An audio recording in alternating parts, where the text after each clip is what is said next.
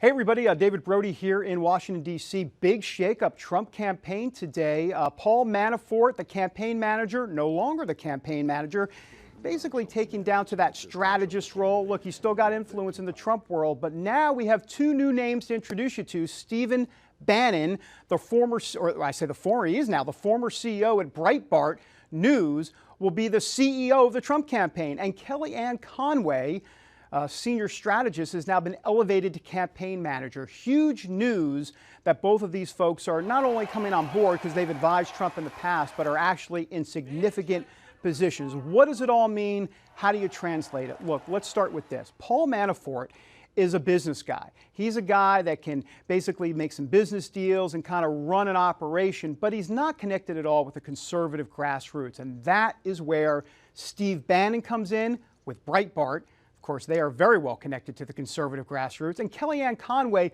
who is known and actually beloved by evangelical groups around this country because she's done a lot of work with them and for them in the past. And so basically what you have here is you have Kellyanne Conway, who will be traveling with Donald Trump all over the country. That's going to be her primary role as campaign manager, kind of in the Corey Lewandowski role, if you will. I like to call Kellyanne Conway the Trump whisperer.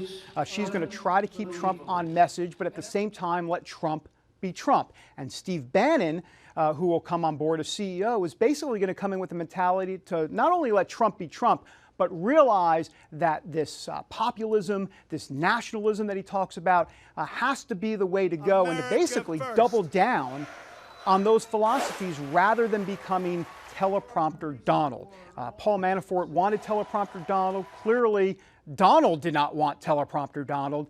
And guess who won out? Stephen Bannon, Kellyanne Conway, a new team at the top of the Trump, I was going to call it administration. Whoa, hold on for a second. The Trump campaign. David Brody here in D.C.